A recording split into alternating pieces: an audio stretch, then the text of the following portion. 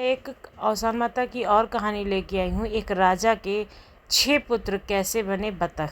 आइए सुनते हैं। नामक राज्य के एक राजा थे। उनकी 7 संतानें थीं। 6 पुत्र थे और एक पुत्री थी। एक बार राजा आखेट खेलने के लिए जंगल में जाते हैं और रास्ता भटक जाते हैं। हिरण के पीछे भागते भागते राजा जंगल में बहुत दूर तक निकल जाते हैं और सिपाही पीछे ही रह जाते हैं। अब राजा को बहुत प्यास लगती है। राजा सोचता है कि इतने सघन वन में हमें पानी पीने के लिए कहाँ से मिलेगा, और वो कहीं भी पानी की तलाश में कि कहीं तालाब हो तो मैं उसमें पानी पी लूँ। वो पानी की तलाश में इधर उधर भटकने लगता है। तभी उसे एक बुढ़िया दिखाई देती है। बुढ़िया की शक्ल बहुत ही भव्य थी। देख करके राजा डर जाता है, लेकिन उसके सामने वो जाहिर नहीं करता है। पूछता है कि कहीं पर पानी मिलेगा क्या। कहती है कि हाँ, हमारी कुटिया में चलो, वहाँ पानी तुम्हें अवश्य मिलेगा। अब राजा को उसकी बातों में सहानुभूति महसूस हुई, तो राजा उससे पूछता है कि हमें इस जंगल से बाहर निकलने का रास्ता आप बता सकती हो। तो बुढ़िया कहती है कि हाँ, ज़रूर बता सकती हूँ, लेकिन तुम हमारी कुटिया में चलो तो वहीं पर तुम्हें पानी मिलेगा और फिर पानी पीने के बाद मैं तुम्हें रास्ता बता दूँगी। तो राजा कहते हैं कि ठीक है, और उसके साथ कुटिया के अंदर चले जाते हैं। वहाँ पर एक लड़की होती है जो बहुत ही विचित्र तरीके से राजा को देखती रहती है। फिर बुढ़िया होती है, वो राजा को पानी पिला देती है। अब राजा को कुछ चक्कर सा महसूस होने लगता है। उसकी जो स्थिति होती है, उसका जो शरीर होता है, वो उसके काबू में नहीं होता है। राजा बहुत परेशान होता है। वो सोचता है कि मुझे यहाँ से तो बाहर निकलना ही होगा किसी भी तरह से, नहीं तो मैं यहाँ बुरे फंस जाऊँगा। और उसको बुढ़िया और उसकी जो पुत्री थी उसकी और उसके शरीर से कुछ चेहरे से उसको बहुत डर लग रहा था और बहुत अजीब सा महसूस हो रहा था। वो जादूगरनी थी। तभी कहती है कि मैं तुम्हें बाहर तो निकाल दूंगी, लेकिन मेरी एक शर्त है। राजा कहता है कि क्या शर्त है। तो बुढ़िया कहती है कि तुम्हें हमारी पुत्री से विवाह करना होगा।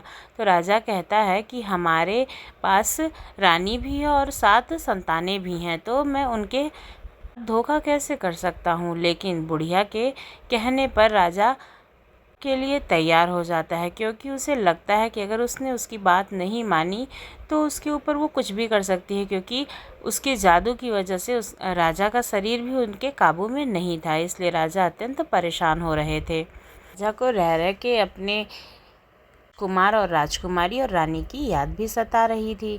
तो राजा ने कहा कि ठीक है, और उस बुढ़िया ने अपनी पुत्री का विवाह राजा के साथ कर दिया और को अपने जादू से राजमहल पहुंचा दिया। राजा राजमहल तो पहुंच गया, लेकिन बहुत ही चिंतित था कि कहीं ये जादूगरनी उनके जो 7 संतानें हैं उनके साथ बुरा सलूक न करे। उसने रानी को सारी बात बता दी और अपनी जो 7 संतानें थीं उनको एक गुप्त महल में रखवा दिया। सुरक्षा व्यवस्था की दृष्टि से बनाया गया था कि अगर कोई भी अटैक करता है या कोई भी ऐसी परिस्थिति आती है जिसमें सुरक्षा की ज़रूरत पड़े, तो उस दृष्टि से वो महल बनाया गया था। वहीं पर 7 संतानों को रख देते हैं और खुद उनसे मिलने के लिए जाया करते हैं।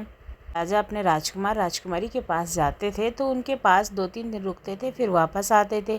ये बात नई रानी को ज़रा भी अच्छी नहीं लगी और उन्होंने सोचा कि राजा ऐसी कौन सी जगह है जहाँ पर जाते हैं और इतने दिन तक रुक करके आते हैं, क्योंकि नई रानी को इस बारे में तो पता नहीं था कि राजा की संतानें भी हैं और कितनी संतानें हैं। इस बारे में तो वो बिल्कुल भी नहीं जानती थी, क्योंकि राजा ने सब जगह मना करवा दिया था। इन छोटी रानी ने दूतों को कुछ लालच दिया और कहा कि राजा के पीछे पीछे जाओ और इस बात का पता लगाओ कि राजा कहाँ जाते हैं और कहाँ पर 2-3 दिन तक निवास करने के बाद में वापस आते हैं। अब दूत राजा के पीछे चल दिए और उनको पता चल गया कि वे गुप्त महल में जाते हैं, जहाँ पर अपने संतानों को रखा हुआ है, यानी कि राजकुमार और राजकुमारियों को रखा हुआ है। उनसे मिलने के लिए जाते हैं और उन्हीं के साथ समय व्यतीत करके वे वापस आते हैं। इस बात को जानने के बाद में जादूगरनी की जो पुत्री थी वो बहुत चिढ़ जाती है और फिर कि उस महल से वापस आने के बाद स्वयं वहाँ जाती है। अब राजकुमारों को लगता है कि उनके पिताजी उनसे मिलने आए हैं घोड़ों की आवाज़ को सुन करके। फिर वे बच्चे बाहर निकलते हैं, तभी जादूगरनी उनके ऊपर कपड़े फेंकती है, जिससे वे 6 पुत्र बतख के रूप में परिवर्तित हो जाते हैं और उड़ करके जंगल में कहीं दूर चले जाते हैं।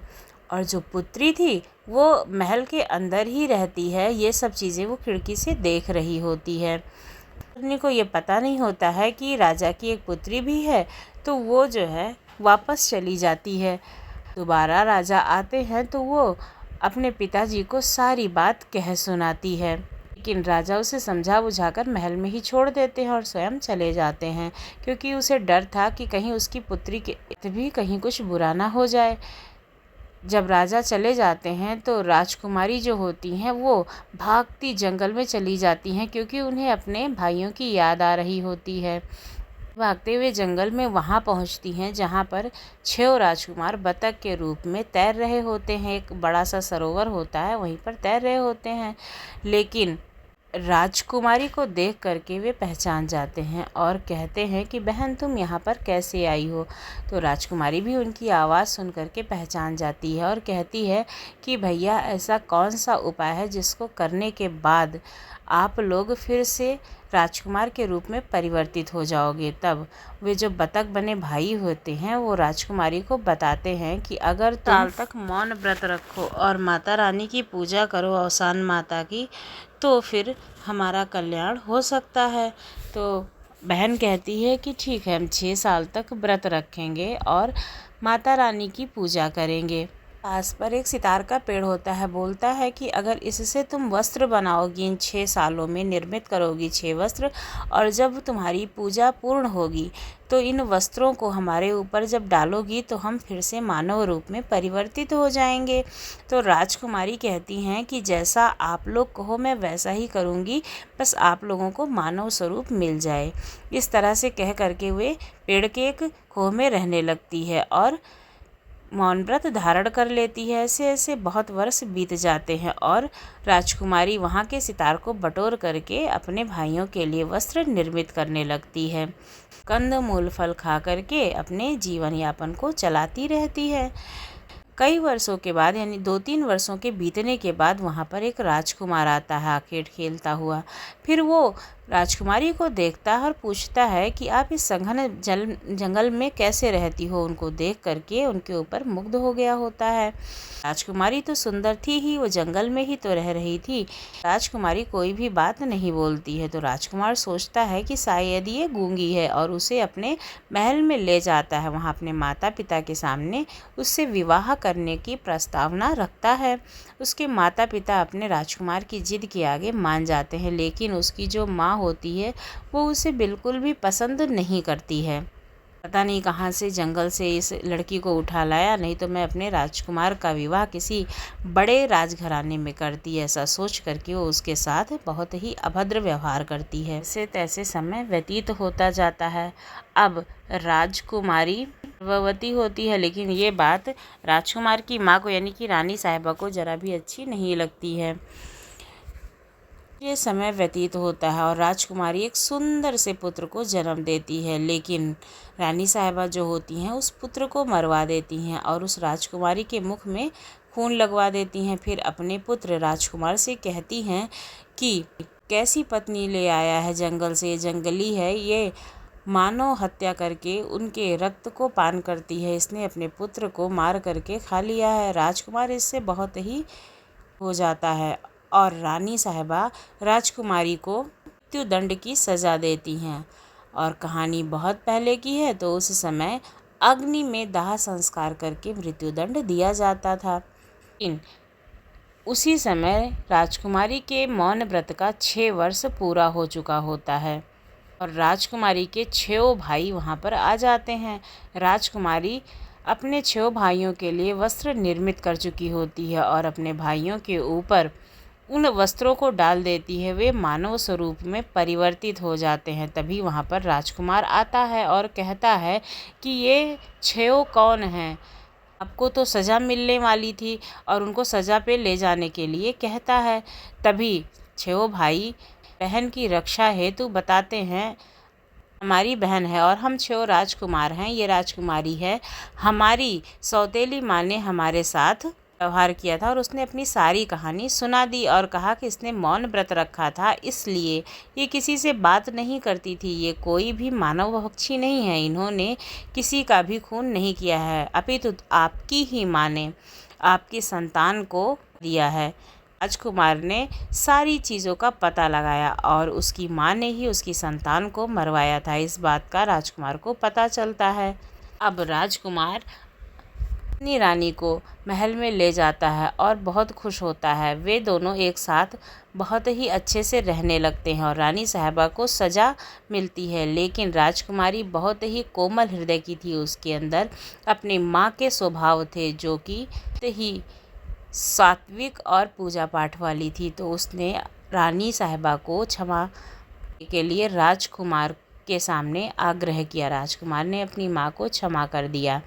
अब वे खुशी खुशी रहने लगे। राजा साहब को भी पता चलता है कि उनके राजकुमार ठीक हो गए हैं और वे सब अपने महल में जाते हैं, राजकुमारी को भी ले जाते हैं। फिर जो जादूगरनी थी उसको मृत्यु दंड की सज़ा देते हैं और वो मृत्यु को प्राप्त होती है। राजकुमारी बताती है कि उसने अवसान माता की पूजा की थी और उसने कहा था कि जब उसके भाई ठीक हो जाएंगे तो वो अवसान माता की पूजा करवाएगी। राजा साहब गुड़ और चना मिठाई लेकर के आते हैं और पूरे नगर में ढिंढोरा पिटवाते हैं और अवसान माता की पूजा होती है और सभी नगर की स्त्रियां उस पूजा में शामिल होती हैं। राजा कहते हैं कि अब से हर बृहस्पतिवार को अवसान माता की पूजा होगी। उनके नगर में हर हफ्ते हर बृहस्पतिवार को अवसान माता की पूजा होने लगती है। राजा अपनी राजकुमारी को बहुत सा धन दे करके विदा करते हैं। कुमार और राजकुमारी अपने महल में आ जाते हैं। राजा उन्हें अपना राजपाट सौंप देते हैं। राजकुमारी रानी बन करके राजमहल में राज करती है और राजकुमार राजा बन करके, इस तरह से वे अपना जीवन खुशी खुशी व्यतीत करने लगते हैं। कुमारी फिर से गर्भवती होती है और सुंदर सा पुत्र उसे प्राप्त होता है। इस तरह से उनका जीवन खुशी खुशी चलने लगता है। अवसान माता ने जैसे उसके बतख बने भाइयों को इंसान के रूप में परिवर्तित किया और उनके सभी दुखों को दूर किया, उसी तरह से अवसान मैया सबके दुखों को दूर करें। बोलो अवसान मैया की जय।